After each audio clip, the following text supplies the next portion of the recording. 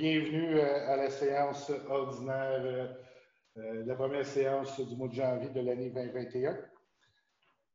Donc, on va procéder à le vote pour la tenue de la séance à huis clos. Est-ce qu'il y a un proposeur?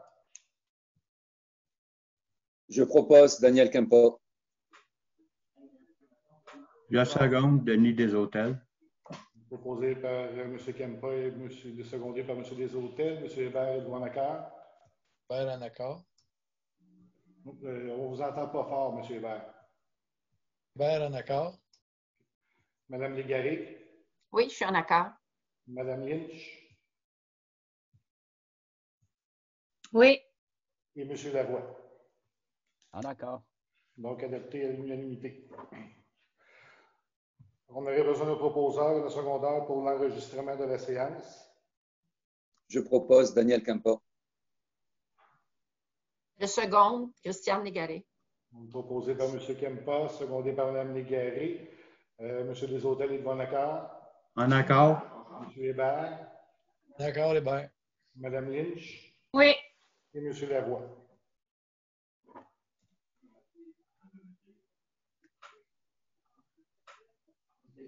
Oui, M. Lavoie? Je suis en accord. Merci. Donc, adopté à l'unanimité. Période de questions, on n'a reçu qu'une seule, en fait, 3 questions provenant d'un citoyen, mais qui n'est pas en lien avec l'ordre du jour, fait qu'on va y revenir à la fin de l'Assemblée. Donc, au niveau de l'ordre du jour, de notre côté, il n'y a pas de modification. Est-ce que de votre côté, il y a des modifications à faire?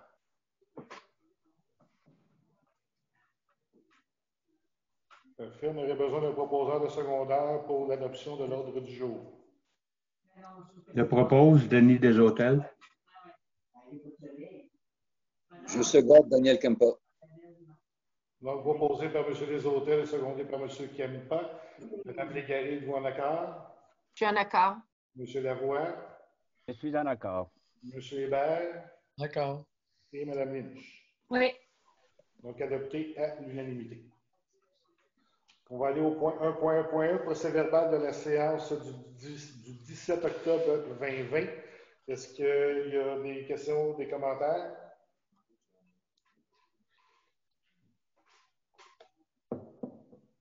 Non. Donc, on aurait besoin d'un proposeur de secondaire pour l'acceptation du procès-verbal. Denis Deshôtels. Je propose. M. Deshôtels propose. Est-ce qu'il y a un secondaire? Daniel Kempa, secondaire. Demandé par M. Kempa. Mme Légaré, êtes-vous en accord? En accord. Mme Lynch? Oui. M. Hébert? Oui, en accord. M. Lavoie? En accord. Donc, adopté à l'unanimité. On entend des voix en background, là. Est-ce qu'il y a moyen de... Un orange, un rouge. On pourrait venir ouvrir ici, prendre lui. Il reste toujours 3 de chaque côté, on est correct. Il ne faut pas qu'il en reste moins que 3. Ah, OK. Monsieur Lavoie, votre micro, est-ce que c'est chez vous qu'on entend du son? Pas du tout, monsieur le maire. OK, c'est arrêté. Parfait.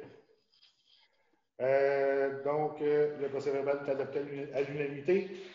Procès-verbal de la séance du 21 novembre 2020. Est-ce qu'il y a des questions ou des modifications? Donc, on aurait besoin d'un proposeur de secondaire. Je propose Jean-Pierre Lavoie. M. Lavoie propose. Est-ce qu'il y a un secondaire? Je seconde Daniel Kempa. Donc, secondé par M. Kempa. M. Hébert, êtes-vous en accord? Oui. Mme Légaré? Oui, en accord. M. Deshôtels? Oui, en accord. Mme Lynch? Oui. Donc, adopté à l'unanimité. Donc, au point 1.2, bordereau de correspondance, au point 2.1, bon, consultation des propriétaires, rénovation cadastrale. Donc, on est rendu à la consultation publique. Ça aurait dû être fait là, au courant de 2020, mais dû au COVID, c'était difficile de consultation publique. Comme la situation ne s'est pas améliorée, Donc, les arpenteurs vont faire une tenue de consultation publique je ne me trompe pas par question. Par rencontre virtuelle.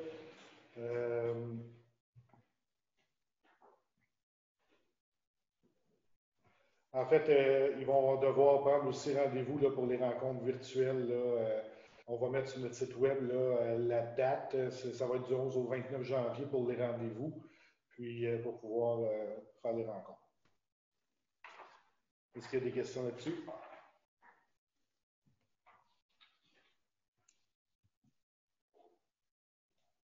Parfait. Donc, on va tomber au point 1.3. Donc, autorisation de la destruction des documents ou des dossiers d'archives. Donc, ici, avec nos archivistes, on nous a donné une liste de documents là, qui n'était plus obligatoire de garder. Vous avez eu la liste. Est-ce qu'il y a des questions là-dessus?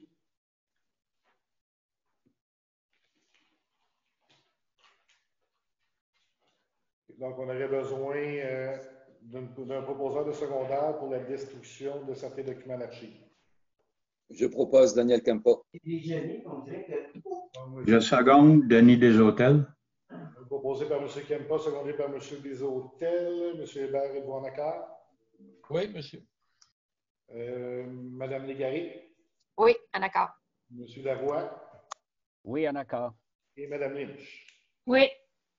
Merci. Donc, adopté à l'unanimité. 2.1, rapport des dépenses de décembre 2020. Est-ce qu'il y a des questions?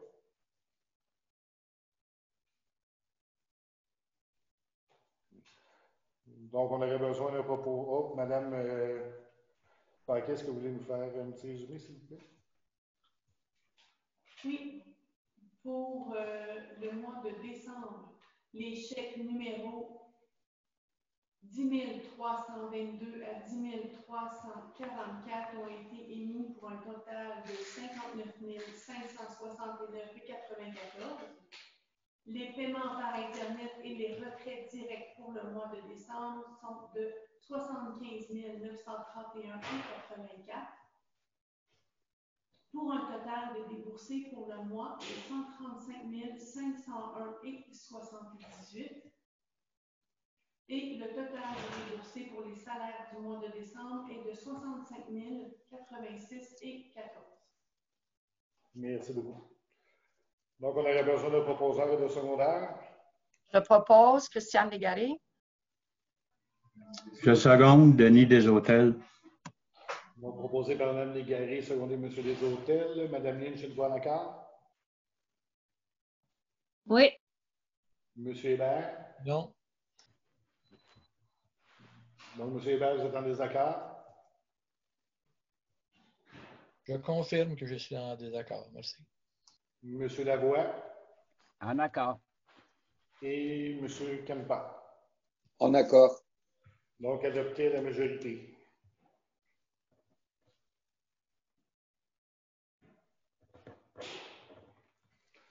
Donc, on est rendu au point 2.2, modification de la résolution 577-12-2011, qui est la directive des frais remboursables.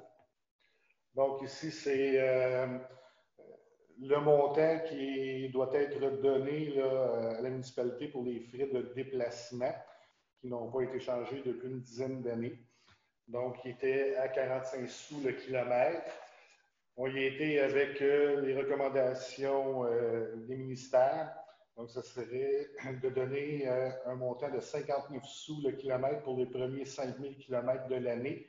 Et si on dépassait les 5000 kilomètres, je pense que c'est jamais arrivé par personne, ça devrait tomber à 53 sous le kilomètre. Est-ce qu'il y a des questions?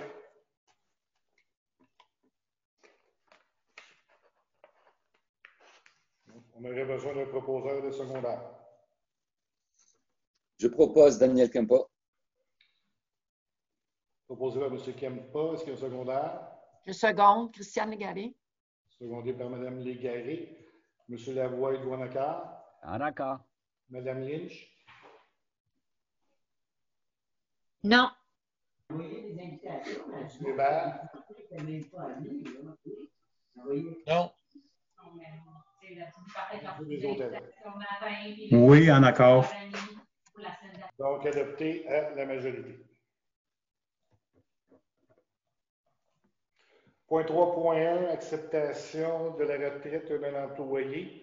Donc, ici, il s'agit de Mme Lise Beauchamp qui occupait le poste mi-temps comme technicienne comptable. Donc, on aurait besoin d'un proposeur de secondaire pour l'acceptation de la retraite de Mme Beauchamp.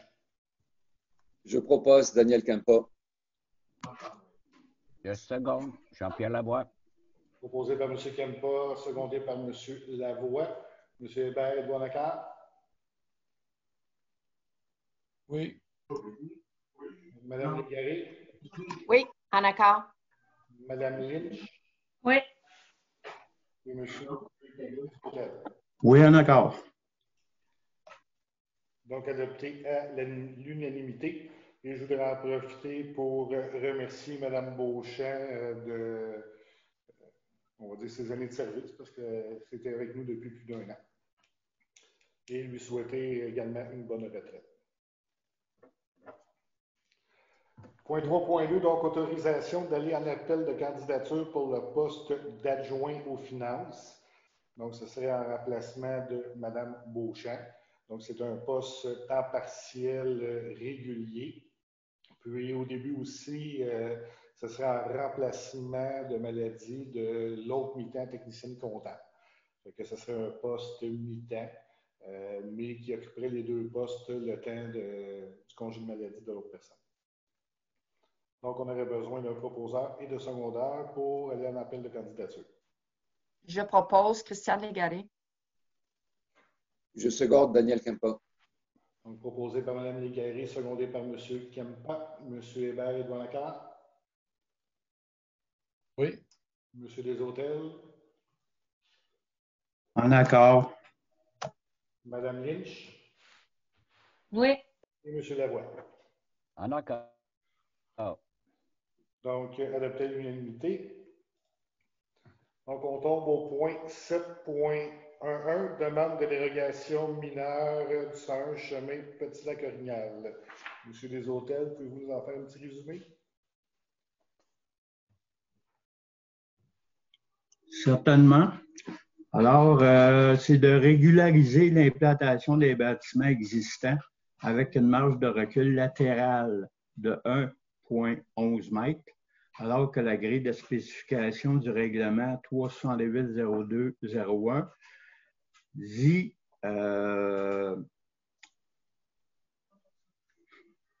selon les normes, demandait au moment de la construction de l'agrandissement une marge de recul de 2 mètres.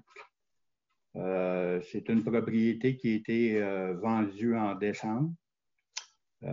Pour régulariser le tout, le notaire de l'acheteur a demandé à ce que Mme Tremblay fasse cette demande-là. Donc, c'est le but. Et le CCU a regardé c'était quoi. Et sa recommandation, c'est d'accepter la dérogation. Donc, je propose cette dérogation-là. Donc, merci, M. Desautels. Donc, vous proposez d'accepter la dérogation. Est-ce qu'il y a un secondaire? Je seconde Daniel Campa. Donc, secondé par M. Kempa. M. Hébert, êtes-vous en accord? Oui. Mme Lynch? Oui. Mme Légaré? Oui, en accord. Et M. Lavoie. Je suis en accord. Merci. Donc, adopté à l'unanimité. Et la deuxième dérogation mineure pour le 94 chemin du lac Joseph. Monsieur Desautels, s'il vous plaît. Encore une fois, c'est une demande pour conformiser la marge de recul avant d'un bâtiment existant, dont le point le plus près se trouve à 9,26 mètres au lieu de 10 mètres. Le CCE a regardé encore une fois les documents et Il n'y a aucun problème. Personne ne s'est objecté à ça. Donc, je recommande la dérogation.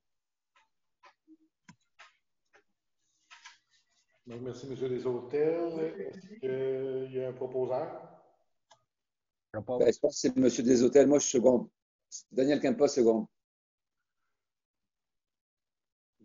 Donc, M. Desautels, êtes-vous le proposeur? Effectivement. Merci. Donc, proposé M. Desautels, secondé par M. Kempa. Mme Légaré, bon accord? Oui, en accord. M. Lavoie, Je suis en accord. M. Hébert Oui. et Mme Nietzsche. Oui. Merci. Donc, adopté à l'unanimité. 7.2, donc une sculpture par l'association Fonds et Fleurs. Ici, donc, l'association Fonds et Fleurs qui a œuvré pendant plusieurs années à Val-des-Lacs ont arrêté malheureusement leur rencontre mensuelle. On a un sculpteur de Val-des-Lacs qui propose d'ériger une sculpture en guise de remerciement. Ici, ça serait d'autoriser l'implantation de cette sculpture-là à l'hôtel de ville du côté de l'entrée de la bibliothèque où il y a le petit jardin. Donc, on aurait besoin d'un proposeur et de secondaire. Oh, M. Hébert, vous avez une question? Est-ce que c'est à l'endroit où est-ce que Mme Côté l'avait demandé? Au départ, ils avaient suggéré un autre endroit. Malheureusement, c'est un endroit qui... que j'entends du bruit. Oui.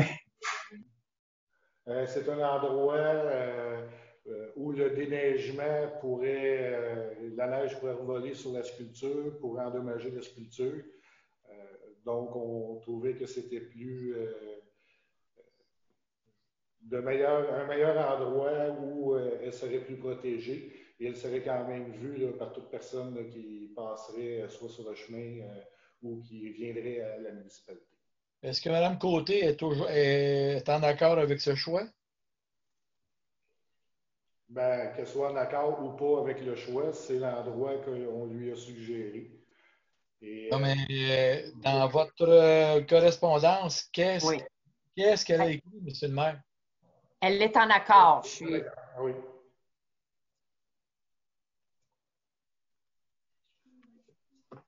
Madame, Donc, Mme Légaré, vous me confirmez que Mme Côté est en accord? Oui, oui, lors du caucus, on a vu la correspondance et Mme Côté est très en accord avec le nouvel emplacement.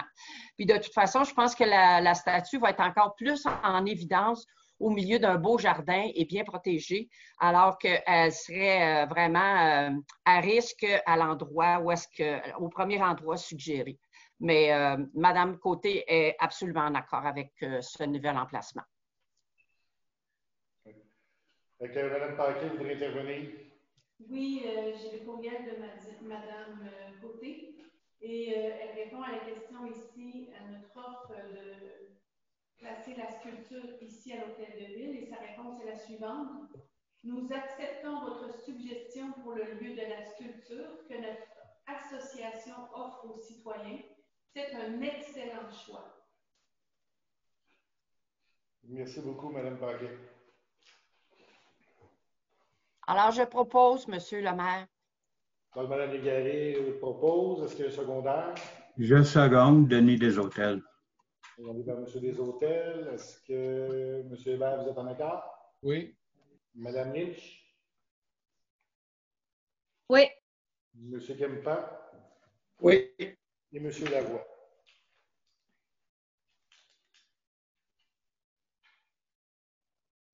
M. Lavoie?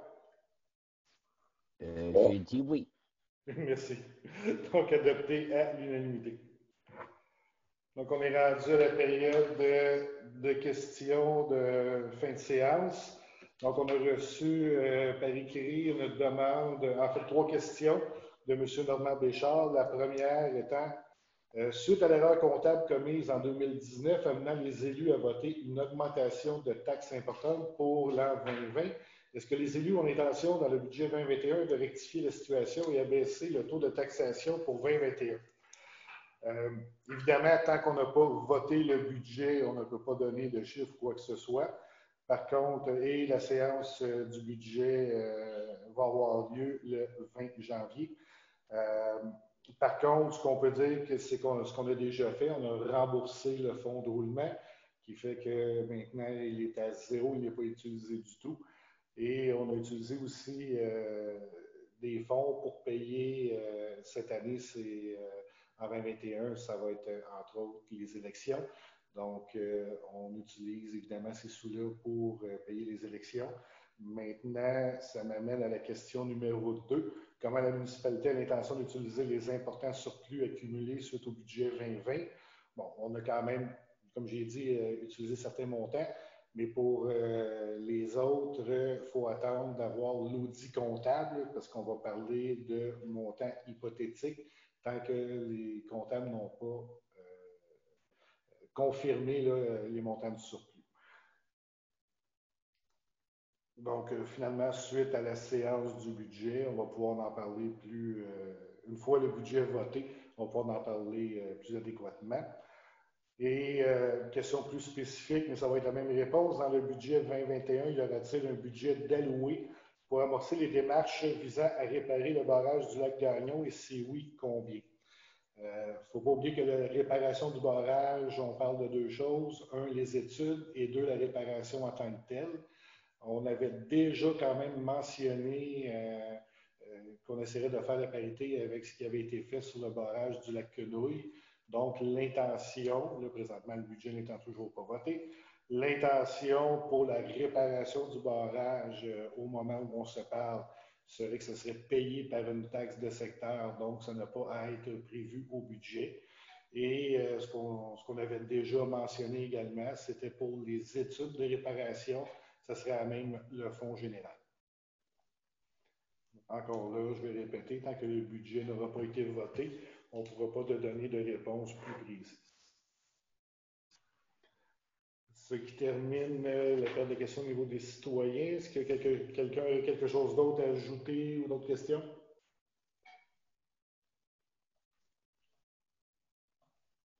Donc, merci. Juste avant de quitter, je demanderai, après la levée de l'Assemblée, à tous les élus de rester encore en communication. J'aimerais qu'on discute de notre caucus budget. Donc, on aurait besoin d'un proposeur de secondaire pour la levée de l'Assemblée. Je propose Daniel Kempa. Donc, proposé par M. Kempa, est-ce qu'il y a un secondaire? Le second, Denis Deshôtels. Secondé par M. Deshôtels, M. Hébert Edouard-Macquart. Oui. Mme Légaré. Oui. Mme Lynch. Oui. Et M. Lavoie. Et M. Lavoie, oui. Donc, merci beaucoup à tous. Je vous souhaite une excellente journée. Faites attention sur la route. On a une belle tempête présentement. Donc, j'aimerais également souhaiter une bonne année à tous. Donc, merci beaucoup et à la prochaine séance.